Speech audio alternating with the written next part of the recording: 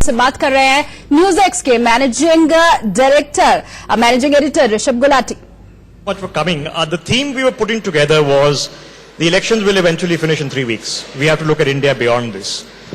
Hence India next. आगे जाते हुए अगले 5 साल जब हम आर्म्ड फोर्सेस की मॉडर्नाइजेशन की बात करते हैं, क्या चाहिए, क्या करना है कि देश की शक्ति तगड़ी रहे?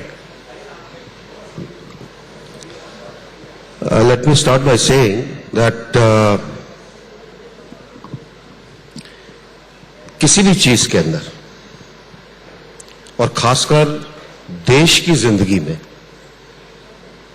5 साल का जो समय होता है बहुत कम होता है। ये जो 5 साल का समय गया है, 5 साल का जो समय होता है बहुत कम होता है। ये जो 5 साल का समय गया है, इसमें कुछ आकलन हुए हैं, कुछ काम हुए हैं, कुछ शुरुआत हुई है, कुछ नींव रखी गई है और आने वाले जो 5 साल होंगे वो इनके ऊपर बिल्डअप के होंगे। ये नींव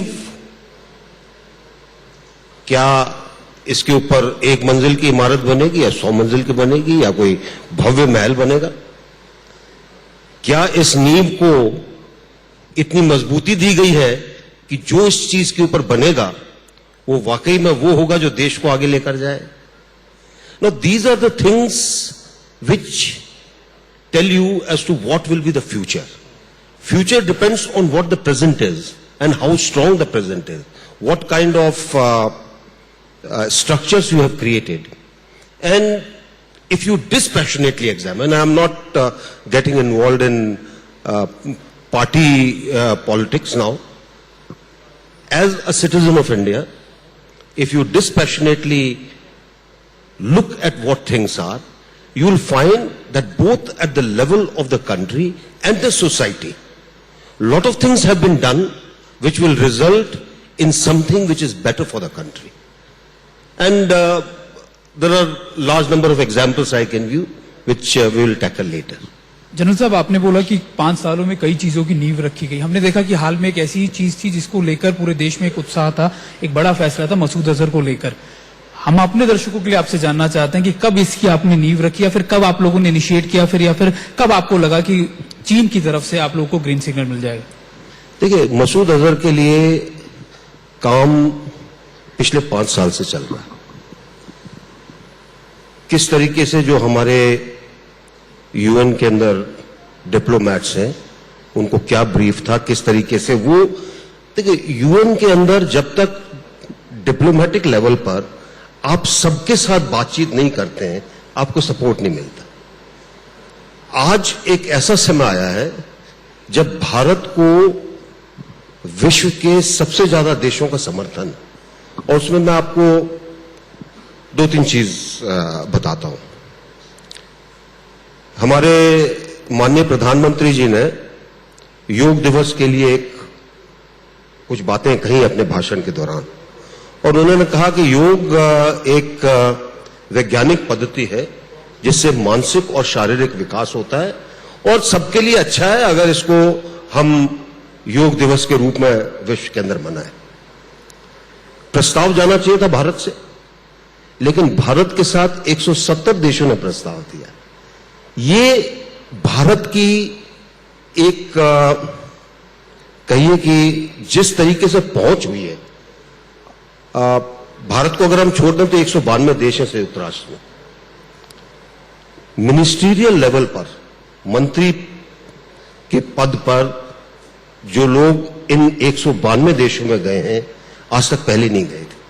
छोटे छोटे देश हैं, कई 10,000 की भी आबादी नहीं है, वहां भी हमने मंत्री के लेवल पर किसी को भेजा और ये चीज अब हमारे काम आई है। इसी तरह से आपको दूसरा एक उदाहरण ले लीजिए। आप जब आईसीजे का चुनाव हुआ, हमने जस्टिस भंडारी का नाम थोड़ा देर में दिया, जो भी कारण हो उनके अंदर जाना उचित नहीं है, लेकिन उसके बाद डिप्लोमेटिक स्तर पर और विदेश मंत्रालय के स्तर पर जो काम किया गया उसका नतीजा यह हुआ कि एक स्थायी सदस्य जिसका जज होना चाहिए था उसको लोगों ने कहा वहां पर, देशों ने, कि आप अपने प्रत्याशी को बैठा दीजिए क्योंकि हम आपको वोट नहीं देंगे। ये दिखाता है कि किस प्रकार हमने सब देशों के साथ एक जो संबंध अपने मजबूत किए हैं, और ये मसूद अजहर का मामला भी जो है उसी के अंदर शामिल है। किस तरीके से स्थायी सदस्यों का दबाव एक ऐसे देश पर जो कि टेक्निकल होल्ड पर रख रहा था काफी दिनों से, यह दिखाता है कि किस प्रकार से भारत ने अपनी विदेश नीति, अपना कूटनीतिक प्रयास और दोस्ताना संबंध, इन तीनों का कैसे इस्तेमाल किया। जनरल, आगे देखें, हमने पिछली कुछ महीनों में पहली बार अब तोपें बननी शुरू हुई हैं L&T के प्लांट में इंडिया में। Howitzers are being made in the L&T factory here, sir. The M777 howitzers have come. The choppers have come. A lot of this had been stuck. 30 साल से फंसा हुआ था। क्या चेंज हो गया है, और जो इंडिजनाइजेशन कहते हैं, make in India of defence, कैसे होगा ये? देखिए, इंडिजनाइजेशन एक लंबा प्रोसेस है। सिर्फ ये कह देने से कि कल से हम शुरू कर देंगे इंडिजनाइजेशन नहीं होता है। हमारा बेस बहुत स्ट्रांग है।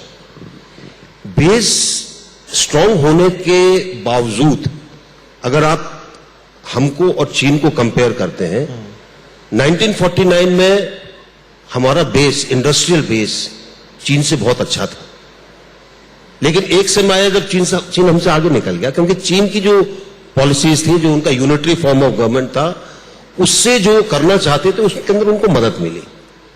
अब आप जब इंडिजिनाइजेशन का प्रयास में हैं, उसको और ज्यादा बढ़ावा देना चाहते हैं, मानकर चलिए अगले 5 साल उस चीज के लिए बहुत अच्छे होंगे।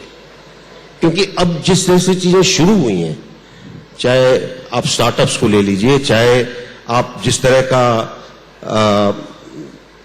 रियायत दी जाती है, जिस तरीके से प्रेरणा दी जाती है, जिस तरह से उनको छूट दी जाती है, इन सब जब चीजों को हम मिला के चलते हैं तो इंडिजिनाइजेशन को बहुत ज्यादा बढ़ावा मिलेगा। High tech weaponry, because future is R&D, ये हाईटेक वेपनरी यहां पर सेंटर कैसे बनाए हम? देखिए, हमारी एक समस्या रही है, और वो समस्या ये रही है कि जब हम कागज के ऊपर ड्राइंग बनाते हैं ना, उस दिन हम प्रेस में चले जाते हैं कि जी हमने ये चीज बना दी है। किसी भी काम को करने के लिए बहुत मेहनत करनी पड़ती है। हमारे साइंटिस्ट बहुत अच्छे हैं, उनका जो इकोसिस्टम है, उनके लिए जो वातावरण तैयार किया गया है, अगर उसके अंदर नए तरीके से नहीं सोचा जाएगा तो वो आगे नहीं जा सकता। और मैं आपको 2 उदाहरण देता हूं।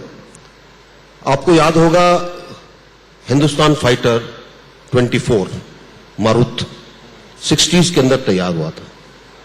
डिजाइन बहुत बढ़िया था, डेल्टा विंग हवाई जहाज था, लेकिन हमारे पास इंजन नहीं था। GTRE ने इंजन नहीं बनाया। हम इंजन की खोज में निकले और हम यूनाइटेड स्टेट्स अमेरिका के पास गए कि हमको एक इंजन की आवश्यकता है। उनके विशेषज्ञों ने जब ये डिजाइन देखा तो उनको ऐसा लगा कि अगर इस हवाई जहाज को सही इंजन मिल गया तो उनका जो मार्केट है उसके अंदर फर्क पड़ जाएगा। तो उन्होंने हमको ओवर पावर्ड इंजन दिया। तो हवाई जहाज जब टेस्टिंग के लिए उड़ाया जाता था, उड़ता था, दाहिने की तरफ नीचे जमीन पर गिरता था, क्रैश हो जाता था, कई हमारे पायलट्स मारे गए, प्रोजेक्ट स्क्रैप कर दिया गया। अब एक तरीका तो यह था कि हम HF-25 बनाते, 26 बनाते, 27 बनाते, हो सकता कुछ सालों के अंदर हमारा खुद का जहाज बन जाता और हम इंजन के ऊपर ध्यान देते, लेकिन हमने प्रोजेक्ट स्क्रैप कर दिया। और प्रोजेक्ट स्क्रैप करने के बाद वो हवाई जहाज जो है वो डिस्प्ले के लिए खड़ा था। मुझे बताया गया है कि फ्रांस से एक टीम आई कि हमको भी दिखा दीजिए, शायद हम आपके लिए अच्छा इंजन दे दें। उन्होंने उसको अच्छी तरह से स्टडी किया और मिराज का डिजाइन HF-24 के डिजाइन पर बेस्ड है। सब चीजें अच्छी थी। अब इंजन क्यों नहीं बनाया, किसी ने उस पर जोर क्यों नहीं दिया? जो क्रिटिकल जो चीज है, ऐसा नहीं है कि हमारे लोग नहीं बना सकते, बना सकते हैं, लेकिन क्या कमी थी, अगर आप उसको आइडेंटिफाई नहीं करेंगे तो आप आगे नहीं बढ़ सकते। हमारे पास हमने तोप ली थी बोफर्स, अच्छी तोप थी, उसकी जो बाकी समस्याएं तो उनको छोड़ दीजिए, लेकिन 25 साल तक टेक्नोलॉजी ट्रांसफर के बावजूद, ब्लूप्रिंट्स हमारे पास होने के बावजूद हमने तोप नहीं बनाई, जबकि हमारे पास एक गन कोच फैक्ट्री है जो एशिया में सबसे अच्छी है। हम तोप बनाई नहीं। क्यों नहीं बनाई? 2010 के अंदर जब हमने किसी से जवाब मांगा तो उन्होंने कहा जी ऑर्डर नहीं मिला। अब एक वैज्ञानिक इकोसिस्टम के अंदर अगर आप सिर्फ ऑर्डर्स का इंतजार करते रहेंगे तो आप आगे नहीं बढ़ सकते। ये जो पद्धति जो है आपको बदलनी पड़ेगी। और मानिए आज धनुष तोप बनके तैयार हुई है, इसलिए तैयार हुई है कि 2010 के अंदर उनको डंडा लगा, 2011 के अंदर हमने उनको 400 तोप का ऑर्डर दिया क्योंकि उनको ऑर्डर चाहिए था, और आज आपके पास धनुष तोप बनकर तैयार हो गई। वो पहले भी हो सकती थी। तो ये कई चीजें हैं जिनको ठीक करने की आवश्यकता है, और मैं मानकर चलता हूं कि अगर आप इन चीजों के ऊपर ध्यान देंगे, इकोसिस्टम को अच्छा बनाएंगे। भारत के अंदर बहुत बुद्धिमान लोग हैं, बहुत परिश्रम वाले लोग हैं, सिर्फ उनको बढ़ावा देने की आवश्यकता है। सर, आपने अभी एयरक्राफ्ट की बात की, तो मैं आपको एक ऐसे मुद्दे पे ले चलता हूं जो इस समय पॉलिटिकल उसमें सबसे ज्यादा हाइप पे रहा, वो है राफेल को लेकर। इसको लेकर सवाल खड़े किए गए ऑपोजिशन की तरफ से लगातार। क्या आपको लगता है कि डिफेंस की चीजों को लेकर जिस तरीके से अब इलेक्शंस में ज्यादा से ज्यादा मुद्दे बनने लगे हैं राफेल को लेकर या दूसरी चीजों को लेकर, वो जायज है? देखिए, दिक्कत क्या है कि ये अगर समझ आ जाए सबके अंदर तो देश पता नहीं कितना आगे चला जाए। We need to understand it, and I as a person who spent 42 years in the armed forces firmly believe that we need to differentiate in what is good for the country and what can become a political issue. अगर आप सिर्फ एक चीज को इसीलिए political issue बनाना चाहते हैं कि जी हम उस मामले में फंस गए थे, हमारी सरकार चली गई थी, इसलिए कोई ऐसा मुद्दा ढूंढो, और उसके बाद आप उस मुद्दे को, वो होगा कुछ, लेकिन आप उसके अंदर चीजें ऐड करते जाओ उसके अंदर, और उसको ऐसा दिखाने की कोशिश करो कि पता नहीं क्या है, तो वो कभी आपके हित में नहीं रहा। तो आपके हिसाब से ये बोफोर्स का बदला है आप लोगों से जो लिया जा रहा है? बिल्कुल, बोफोर्स का भूत है, वो भूत भी ऐसा जो कि सिर्फ कागज के ऊपर बना हुआ है। जनरल साहब, हर बारी इलेक्शन के दौरान भी इस बारी पाकिस्तान की चर्चा चलती रहती है। बालाकोट के बाद क्या फंडामेंटली स्ट्रेटेजिकली बदल गया है? सोच में क्या बदल गया है? अप्रोच में क्या बदल गया है? देखिए, बहुत कुछ बदला है। चर्चा चलती है, अगर आप चर्चा चलाना चाहते हैं तो चर्चा अपने आप नहीं चलती है। जहां तक पाकिस्तान का सवाल है, मैं आपको 2014 में ले जाता हूं। 2014 में एक इनिशिएटिव लिया गया, and that initiative was that we will invite all our neighbours so that we can tell them that we care for them and we want good relations with them. सब लोग आए, नवाज शरीफ साहब भी आए जो कि उस समय प्राइम मिनिस्टर थे पाकिस्तान के, और बड़ी पॉजिटिव डिस्कशंस हुए। And in this India made one thing very clear, that Pakistan needs to create an environment free from supporting terror, free from type of things that it was doing on the borders. और कहा गया कि जब तक गोली के धमाके और गोलाबारी होती है और आतंकवाद को समर्थन होता, हम बात नहीं करेंगे। And India stuck to it till today. We have said we will talk provided you create an environment which is conducive to talks. Now terrorism is something which Pakistan feels it can run as a proxy war against us, and it can bleed us, and therefore the problems start. Election के अंदर कई बार मैं सुनता हूं कि जी अब की बार वो राष्ट्रवाद ज्यादा मुद्दा बन गया। राष्ट्रवाद हमेशा मुद्दा होता है, 1952 से लेके आज तक राष्ट्रवाद हमेशा मुद्दा रहा है। सेना के शौर्य की गाथा हमेशा मुद्दा रहा है. Whether you take 1962, whether you take 1965, whether you take 1970, every time, whether you take Kargil, whether you take Pawan, सेना का शौर्य रहा है.